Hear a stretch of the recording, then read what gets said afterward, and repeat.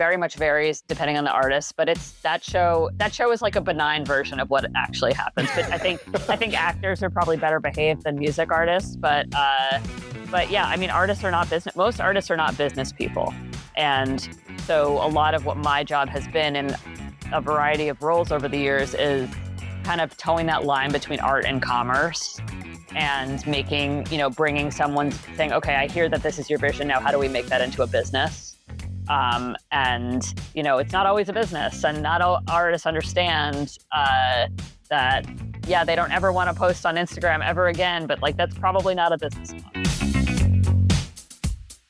Welcome to How I Made It in Marketing from Marketing Sherpa. We scour pitches from hundreds of creative leaders and uncover specific examples, not just trending ideas or buzzword-laden schmaltz, real-world examples to help you transform yourself as a marketer. Now, here's your host, the Senior Director of Content and Marketing at Marketing Sherpa, Daniel Burstein, to tell you about today's guest. In the business world, we almost fetishize growth. You hear these buzzwords all the time: scale, 10x, growth hacking. But when the same kind of unchecked growth happens in the human body, do you know what it's called? It's called cancer. That's why I want you to hear this lesson from my next guest to help keep all that business hype in check for you. She said scale is a strategy, not a starting point. Here to share the story behind that lesson, along with many more insightful stories, is Talia Elitzer, the CEO of Overmind Merchandise. Thank you for joining me, Talia. Thanks for having me. So quick look at your background so I guess know who I'm talking to. Talia's been a booking agent for William Morris Endeavor, an A&R at Capitol Records, the founder of God Mode, and for the past 18 months, CEO of Overmind Merchandise. Overmind fulfills its e-commerce sales out of 15 countries, and Elitzer manages a staff of 7, but she said she's hoping to get that down to 1 with AI. So give us a sense, Talia, what's your day like as CEO? Yeah, honestly, I am officially a fully remote company as of about a week ago, and which feels great. I usually wake up and I try to not answer too many emails from bed, and try to, eat some breakfast, drink some tea. And then I'm still old school and I have an office that I go to, and I like sitting at my office desk. And so I come to the office and I'm usually in meetings, like pretty usual boring stuff, meetings, calls, Zooms, until the end of the day. So we went remote during COVID, and maybe I'm a little too Larry David, but I cannot imagine. I know some people go to like co-working space or still have an office. I'm like, if you don't have to leave your house, why would you? Especially in LA with the traffic. I actually have figured out LA, or I have figured out the way to do it is I can actually walk to my office from my house. Oh, nice. And okay. So it's not too bad. And I actually own this building. So it feels like it's a happy place for me to come to. And I have my whole setup and, my monitor, the work. The works and some pretty cool looking posters. All right. Well, I often say in marketing and business, marketing is great because we get to make things. Like I've never been an actuary or production. Yeah, I've never been anything else, but they don't make things. We get to make things. Also, the other industries that you've worked in, they make things. So let's talk about some of the things you made. The first lesson you said was culture moves in different ways. So what does that mean? How do you learn that? Yeah, I mean, so basically, in my past, I was an artist manager, and I still own this record label called God Mode. And a lot of the artists that I worked with, I really started from the ground up, and I started with them from their very first song to them, getting Grammy nominated or playing Coachella or whatever. And a lot of the thinking behind music marketing specifically is really about paying attention to how culture moves in general. And if you think about it, like if somebody tells you about a song you're you're really going to pay attention to who that person is. If your mom tells you about a song versus your cool nephew, you might pay more attention to what your cool nephew is saying versus your mom, or maybe not. I don't know. But I pay attention to a lot of that, and that can work, both on a literal level like that, but also just from a geographic point of view. A lot of times specific genres of music do well in other territories worldwide. So sometimes I would think about starting a project maybe in Australia because they have a big dance music market. It's also easier for independent artists to kind of break through over there because of how their radio works, or maybe in the UK or just it depends on the specific project, but that's a lot of the thinking that I do, whether that's about breaking an artist or about breaking a product. It's really all the same. And really thinking about, okay, there are these different communities. Who are these people?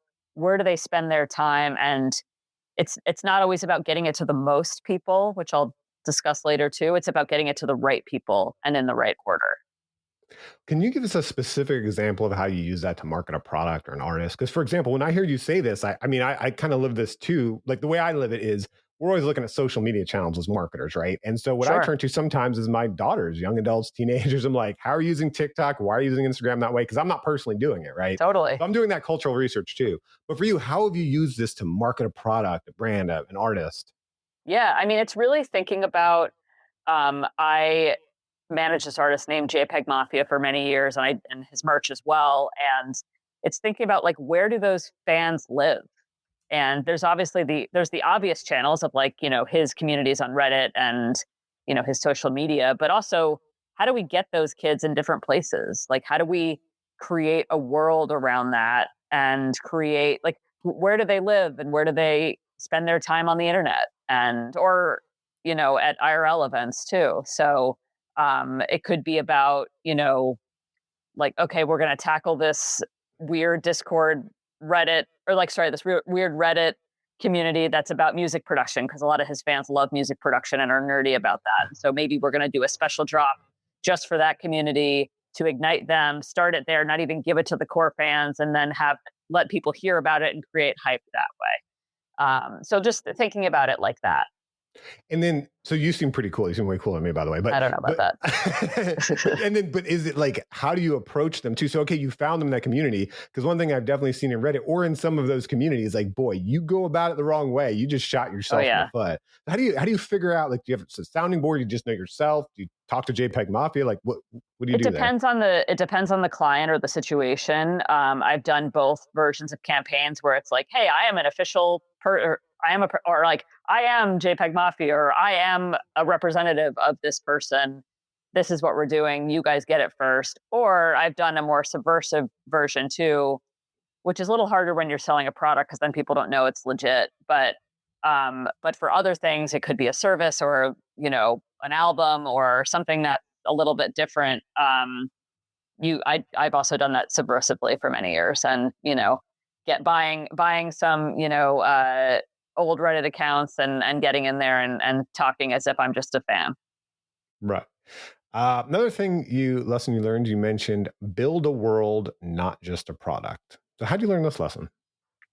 I mean, I think everyone or most people would agree, social media and the internet is just it's so saturated, and we're inundated by products and, services and whatever it is, people selling us shit, promoting shit. Sorry, am I allowed to curse on this podcast? You can. I will just let Apple know that this is explicit, but go on. Okay, I'll try to control myself.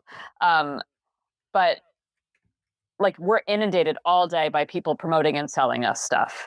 And it's really hard to stand out. And in my experience, the only way to actually stand out is to build a community around the thing that you are trying to promote or sell. And that can mean a lot of different things. That could mean,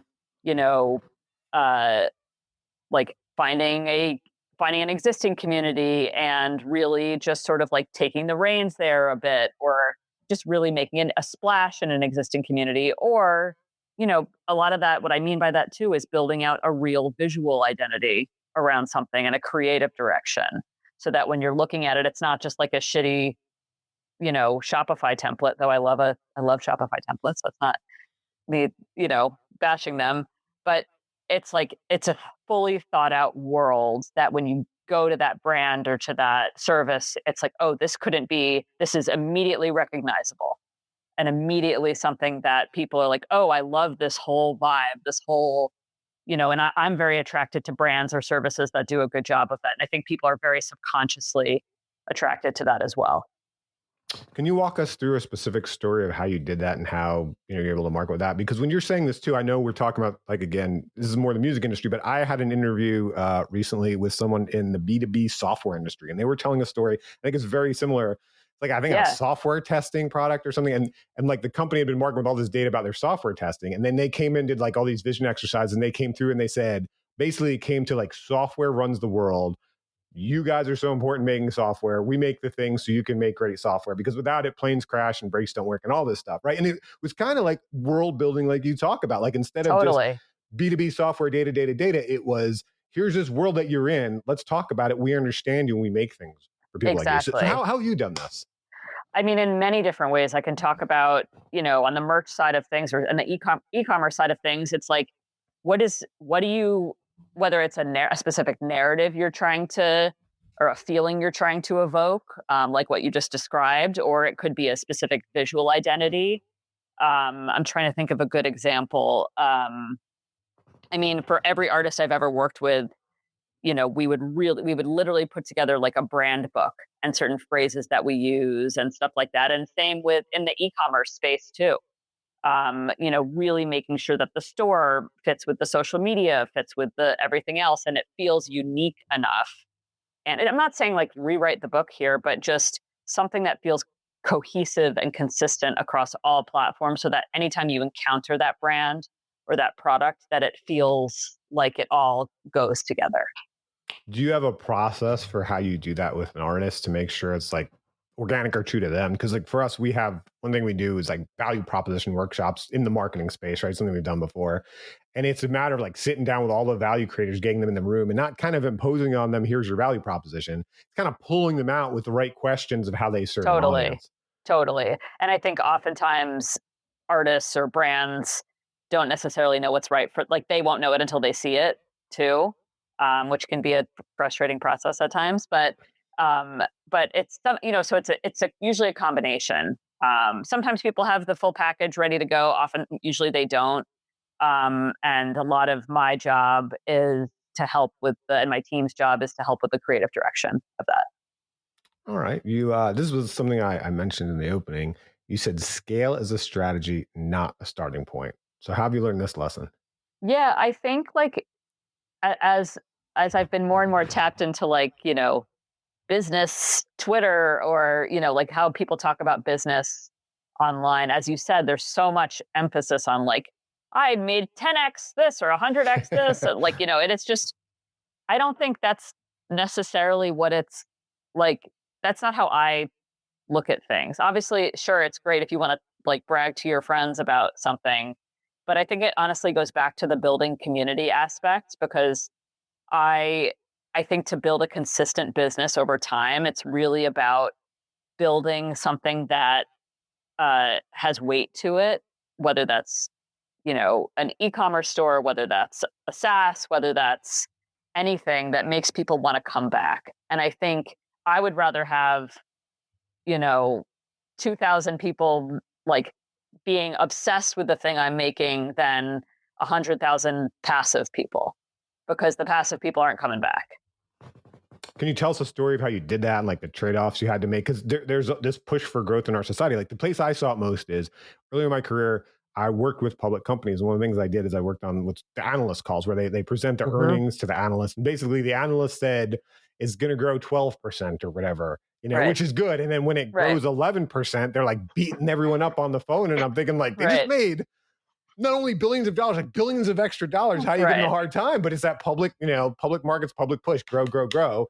And Yes. so, I'd see in these executives, I'd feel for it. It would have to shape the decisions they made. They would need to get that sale that quarter instead of Right. pushing it off and stuff to, maybe improve the experience. So can you take us through like, what are some, when you've done this before, some trade-offs you made or how you did this?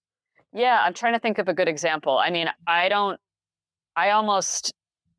definitely lean towards making the thing great rather than pushing growth more immediately. And because I think if something's not ready for market, or if something's not, you know, just fully there yet, it's not going to perform as well. And obviously there's a balance to that. Uh, you can't wait forever and tweak and tweak and tweak, and otherwise you'll never go live. Um, yeah, I'm trying to think of a good example of this. Yeah, I just think it's, I think the mentality changed with people, even with, you know, uh, like when crypto first started and NFTs, and it was like, okay, we only need to sell 2,000 of these, or instead of like trying to sell, hundreds of thousands of something. Um, but Yeah, I mean, yeah, I while don't. you're thinking, what great book I read, if I was read, Small Giants, is a great Mm, book about this, and then mm, something it talks about. The author goes through each of these companies and talks about how like these companies could have rapidly, grown in certain ways. And that's why he calls it small giants. There's still a lot of small companies, but they were yes, so focused on the customer experience that they would constantly take those trade-offs of not scaling up. And some things they did was like not take the VC money or not go right. public or not open, the extra franchises or the extra stores. Totally. And honestly, I think that's a lot of my mentality is like I'm very allergic to the idea of taking other people's money, and I don't know why. It's just something in my bones I can't do. I want it to be a viable business, and I think that's just important to me. It doesn't like compute in my mind. Um, but I think, yeah, I would rather, I think I almost look at it more like a luxury brand rather than Walmart. And I'm sure Chanel sells a lot fewer pieces than Walmart does. But the products, or maybe Chanel's the wrong example. I'll say like Hermes or something. Uh, but the product is like perfect and ready to go. Well, I love what you say about not pushing rapid growth, but do you have any examples of how you've used that patient approach yet still learned quickly? Because, for example, when I interviewed Tiffany Grinstead, she's the vice president of personalized marketing at Nationwide, one of her lessons was make your mistakes as fast as you can. And Yeah. she told the story of how her team reports tests and learns on their monthly scorecard to the wider organization, right? So go slow with growth. I hear you. But do you have an example of how you still learn rapidly even if you're growing slow? Yeah, I mean, like when I first started Overmind, the reason I started it was really because as an artist manager, they're sort of like the same five merch companies that people work with, and they all are not great. Um, and they're all not great at like doing the basic, operations. And a lot of them are just like kind of old, and they're owned by the major record labels, and they have different websites for different countries. It feels like it's like, 2008 uh, working with them. And I had that frustration as a manager. So I was like, oh, I'm just going to do this myself. I'm going to fix it. And I was like, we live in a world of, 3PLs and, drop shipping. None of this should be that hard. And so I think I overpromised and moved a little. I was like, yes, of course, we can have fulfillment in Japan, and without having that ready to go. And definitely made the mistake of started working with some partners that were not up to our standards, just for the sake of getting there quickly and getting our clients what they needed. Yeah. Well, those are some lessons from some of the things that Talia made. In just a moment, we'll talk about some of the lessons from some of the people she made it with. But first, I should mention that the How I Made It in Marketing podcast is underwritten by MECLabs AI, the parent company of Marketing Sherpa. You can get conversion-focused training from the lab that helped pioneer the conversion industry in our AI Guild and a community to collaborate with. Grab your free 3-month scholarship to the AI Guild at join.meclabsai.com. That's join.meclabsai.com. Get artificial intelligence working for you. All right, let's talk about some of the people you collaborated with, you learned from. The first person you mentioned is Katy Perry. We've all heard of her, a global artist at Capitol Records. You said from her you learned that confidence clears confusion. How'd you learn that from Katy Perry? I worked at Capitol Records sort of when she had that. It wasn't the Now I have to remember all the albums. It was sort of like her last big album. And, she's really had an incredible career where she had been basically shelved at the label for years. And then the album started taking off, and she had some of the biggest hits in the last, 50 years from it. And I think she really uh, just like she had to have a clear vision on what she wanted, and her team did as well, and kind of had to put blinders on in order to reach that goal and to continue to reach that goal. Because a lot of being an artist at that level is, you have to get these major record companies behind you to spend the money and to give them a reason to spend the, however many tens of millions of dollars to promote your album. And she really persevered there, and really didn't care about what other people had to say or doubted her and killed it. So that was a big and incredible thing to watch as that was happening. So when you're working with artists, creative people, that have that kind of vision, is there anything specifically you do to get them aligned to how they should go branding, value proposition, marketing, messaging, kind of getting that all on board? Have you found a way to win them over? Because what I've seen with creative people, and okay, the little I know is what's that show with on HBO that's like Ari Emanuel? Entourage. Yeah. Entourage, yeah. That's the only piece I see. The whole kind of plot of that show is, yes, Ari Emanuel or Ari, whatever they call him in the show, is like, yeah, he's got his foibles, but he's dealing with these like creative people that are just off, here and there, and you can see how like messes with his personal life and stuff like that. So, I think I would assume you're coming in from that business mind. Here's positioning, value proposition, marketing, whatever the stuff we talk about in the marketing industry. It's the same kind of stuff. You're still selling stuff. Is there anything you've learned to get that confidence artist, but kind of get them on board with a vision? It's honestly, I mean, it very much varies depending on the artist, but it's that show is like a benign version of what actually happens. But I think actors are probably better behaved than music artists, but yeah, I mean, most artists are not business people. And so a lot of what my job has been in a variety of roles over the years is kind of towing that line between art and commerce and bringing someone's saying, okay, I hear that this is your vision. Now, how do we make that into a business? And, it's not always a business, and not all artists understand that, yeah, they don't ever want to post on Instagram ever again, but like, that's probably not a business model. And, or whatever the thing is. And so it depends. Some artists don't care. Some artists, are very interested to learn about different ways to do that. I think the artists that are the successful at the highest level, people like a Katy Perry or a Taylor Swift or a Harry Styles, are business people before they're artists. And not that they're not also talented artists, but they put business before the art, and that's a big distinction. Right.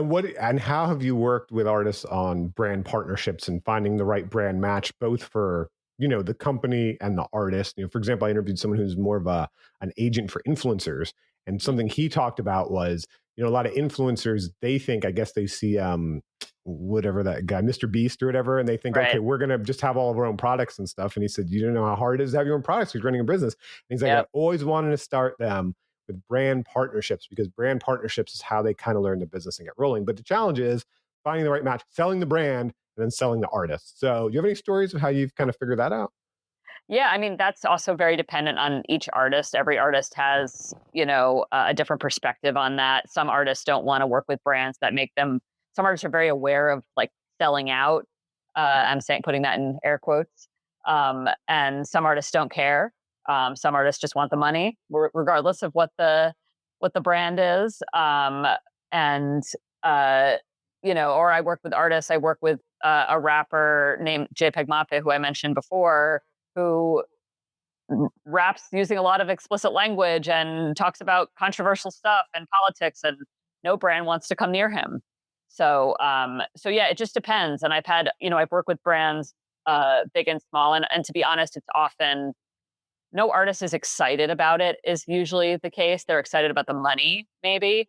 But it is usually a tedious process because the brands don't know how to work with artists and their teams. And so it can be a lot of education on, the brand will be like, I want 6 grid posts on the Instagram or 6 TikToks. And we're like, no, we're never going to do that. But how about this? And that is always, and there's a whole process of sending copy, the caption copy back and forth and getting approved by the brand. And that can be quite a challenging process as well. So you mentioned another lesson you learned was vulnerability builds loyalty, from Sam Smith, Grammy-winning artist at Capitol Records. How did you learn this from Sam Smith? Yeah, I think Sam's honestly another great example of I think he did a great example, like a lot of community building. And I think he was an artist like Sam Smith it's really hard to break through as like a kind of classic singer-songwriter. Obviously, he's since pivoted out of that type of music. He's doing something else now. But when he started, he was almost like a crooner type. And he broke through on the mainstream because he featured on a Disclosure record, which is like a big dance record.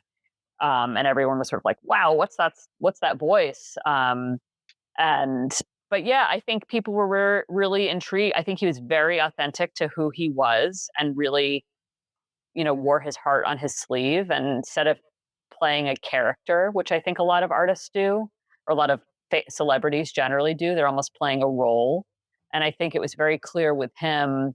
You could see his vulnerability just seeping through, even as he was standing in the room or on stage or whatever. And I think people really, and this is something I say to all my in e-commerce as well, that people, fans, or consumers can really tell when something is authentic or not.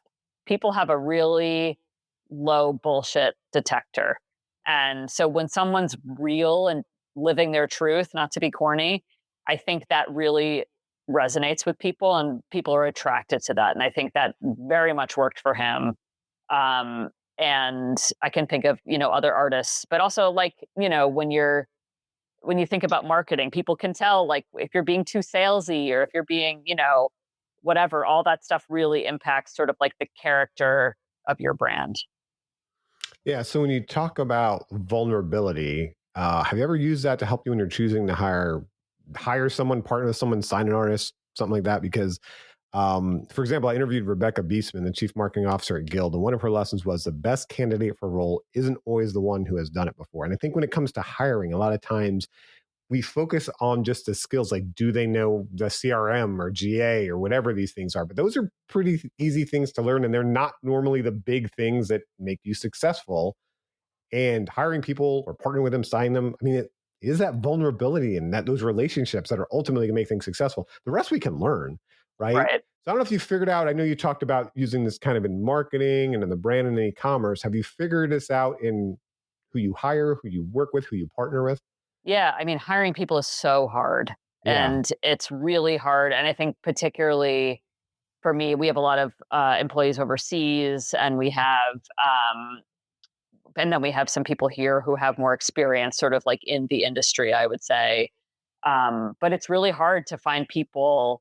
I agree that it's not necessarily about knowing a skill set. I think it's about finding a person who is excited and inspired by the work.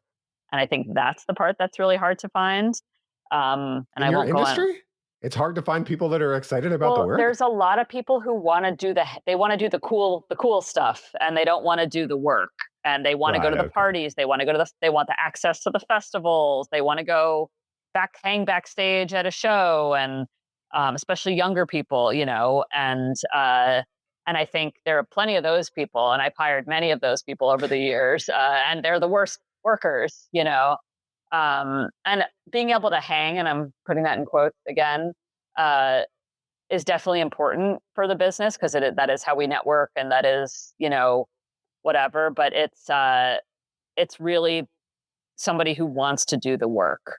And I think that goes for artists too. I made the mistake of, I managed a number of artists over the years who wanted to do it for similar reasons, to, like, for the hang, to have a reason to go and party, for their lifestyle. And, but when they are actually on a photo shoot or a video shoot, they're like, I'm tired after an hour, and don't want to actually do the hard work. So it's really, I don't know that I have wisdom there, but I think I'm definitely looking for someone who, like, I agree that experience is important to a degree, but it's more about finding someone who is really excited to do the actual job. Right. Here's one more lesson you mentioned. Let instincts override the brief. You learned this from Dom Dalla, producer and DJ. How did you learn this from Dom? What did I say again? Sorry, tell me. Let instincts override the brief. Yeah, I think that's a really great example of, it kind of touches on something I said earlier, which is a lot of times clients don't know what they need until they see it. And I think Dom has great taste. He actually used to be he's an Australian DJ. He just played 2 sold out nights at Madison Square Garden and is a very big artist right now. And he has really, really good instincts, and he has a really big team around him who are, saying, hey, like, how about this? Or how about this? How about this? But I think he knows what's correct. And I think that's a lot of what my team does as well. We do a lot of that R&D going into it, really picking out, um, you know, creative inspiration that makes sense for him or could be sort of like a bigger, better version of what we could build. And, just making sure, just getting that in front of him. But no, he's a great example of someone who follows his instincts, kind of regardless of the noise. Do you have any specific examples or stories of when you had a brief you're working on, but you're like, hey, this doesn't feel right, and then how you made sure it worked? Because, a lot of people will hear that, and we all think we've got a golden gut, but we don't all have a golden gut. No, You know what I for mean? sure So not. testing or data, that, we do need some of these things to back up and think, hey, this is the right thing to do. So do you have any example of you had this brief, but it's like, hey, let me, we got to go a different direction, how you made sure you were right? Yeah, I mean, what's really, speaking on artists being challenging, what's really challenging with artists is sometimes what they like isn't necessarily what their fans like. And so I'm working with a metal band right now. I don't want to say the name necessarily because I don't want to expose their issue they're dealing with, but their taste is like real. It's like kind of what you would expect from a metal band, like really intense, black, scary looking stuff. But their fans are actually a lot of younger women, and like a lot of their merch right now is like these big, like boxy t-shirts and like just stuff that a woman would never wear or most women would never wear. And so their merch business is probably like, I don't know, a quarter of what it should be.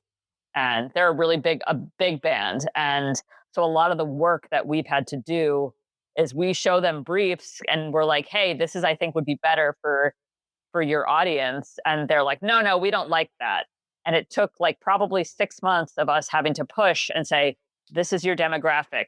These are the other places they occupy online. This is what they look like. Like, go to a show. I even had one of my staff go to one of their shows and just photograph the women in the audience and to really get them on board to make different SKUs because they were so gung-ho on making a certain thing. And not that we couldn't do a little bit of both, if they still wanted to do that, but it kind of harkens back to like, what does this look like as a cohesive brand? And a lot of what I try to do and a lot of some of the back end systems we're building right now and have built are like having that data to pull across our roster to say, hey, this is what women ages 18 to 24 are wearing that listen to this kind of music. And to just like have that ready to go to show them. And like, these are our most successful SKUs for that demo. And so, and is there like research you do to understand, like, how would you even know that it was young women that were like attending that metal band? Because it's interesting, from rap to metal, you're probably not the target audience for all these. And we have this challenge in marketing. Oh, I'm certainly not the target audience for most. I don't personally listen to most of the music that I work with. So we have that challenge in marketing. I had so many graphic designers tell me like, I would never read this. And it's like, well, you're not the customer. You're not in the purchase mode. Of course you would read it. Exactly. So, how do you get in there and do that research? We get a lot of the demographic info from socials and from as much, it depends on, how they sell tickets, but sometimes you can get that from ticketing companies. And also just like, this sounds very analog, I guess, at this point, but like going to some of their shows and seeing who's there. And so it's really a lot of that work. That's the essential work. It's just like, who are these people? And it's crazy to me. I mean, the music industry is always kind of like not necessarily the most modern industry. There's still a lot of like very archaic ways. I can't get any of my clients to use Slack. It drives me crazy. And they all text me. It's really, really a lot. I'm on these group texts with like 30 people that goes then into my CRM. But anyways, it's a lot of that versus some of the brands that I work with that are like, I work with this very large Instagram account. I think they have like 15 million followers called Hoodville. And it's really all these like really dumb memes that they post. And they're a massive Instagram page and they have a very big merch business. And so they're very aware of who their fans are and are really dialed in. But artists a lot of times aren't, and are like less, that's not what's driving them in the same way. Well, we talked a lot about the different kind of campaigns you work on, but part of it too, I wonder, you personally in your journey, have you figured anything out on how to be a corporate creative? Because that's the same challenge we have in marketing. Like you're a writer, but you're Right. writing copy on like a milk carton or something, right? And Right. it's that trying to figure out that balance. I don't know if there's anything that's kind of worked well in your career. I mean, for me, I try to take things in stride and never try to take it personally when someone doesn't like my writing or something, and just focus on like, okay, it's about serving a customer. It's not about this creative thing or that creative thing. But that, my gosh, I've worked in ad agencies and people are punching walls because they're corporate creatives. And it's like, you're trying to fit in this box, although creative's supposed to color outside the line. So have you figured something out that works for you? It's really hard. I had one artist shout at me years ago. She's like, you're a suit. You don't know. And for the record, Tatia's not wearing a suit now, but go on. No. But yeah, I think it's honestly like some of my biggest successes in my career have come from moments that it was a true collaboration between me and the artist, because a lot of the consideration, like I am a creative person.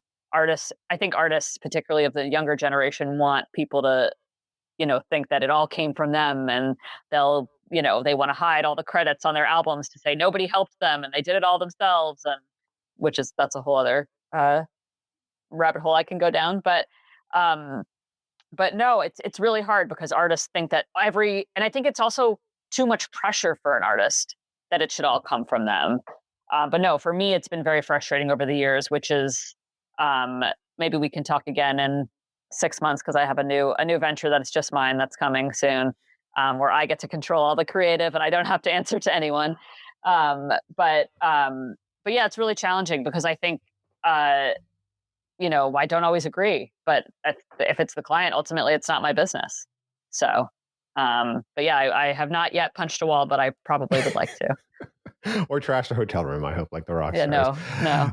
All right. So if you had to break it down, we talked about all these different lessons, stories from your career. What are the key qualities of an effective marketer? I think the key qualities of an effective marketer are really thinking out of the box. And it's interesting. I'm in like a few groups, business groups or entrepreneur groups, and so many people just kind of use the same playbook over and over again. They're like, yeah, we'll run some meta ads, and oh, they didn't work. Oh, it's not working. And I just don't think that's how you really sell products or sell whatever service, whatever thing you're selling.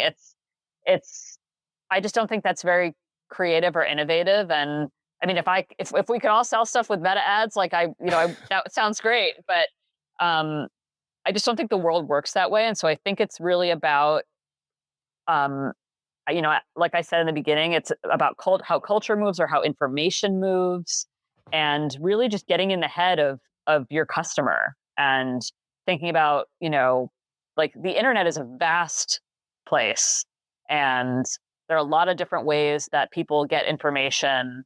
And I think just really, really, really thinking out of the box. I always like to personally, when everyone's obsessed with one thing, I like to look at the thing that nobody's paying attention to. And that's driven a lot of how I've marketed things over the years. That's what you have to do. I see so many of these, let's look at this real successful software company. What was their strategy, and like copy it, and it's like, there's, first of all, you can't. Yeah. There was a billion little nuances internally that you don't understand. I remember once we had these marketing Sherpa conferences, and I loved it.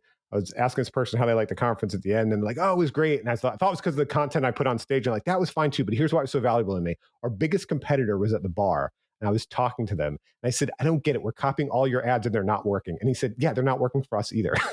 Hilarious. Yeah, that's perfect. Exactly. And it was interesting. Like I'm not going to name the company because I'm not trying to call anybody out, but I went to hear the founder of a very large apparel e-commerce brand, like a $250 million a year e-commerce brand. I heard him speak a couple weeks ago, and he was very cocky and was just like, if you're not spending at least, $30 million a year on meta ads, like we shouldn't even talk about meta ads. And I was like, what are you saying? Like, this isn't, and I think, to be honest, probably the best marketers aren't sharing their secrets, unfortunately. But I think it goes back to like creating a compelling story and thinking about the why. Like, why are we selling this product? Like, why is this something that people should buy? And really getting in the weeds on that. Well, thank you for sharing your secrets with us here on How I Made It Marketing, Talia. Thank you very much. I'll tell all my secrets. I don't mind. Well, thanks for joining us today. Thank you so much for having me. And thanks to everyone for listening.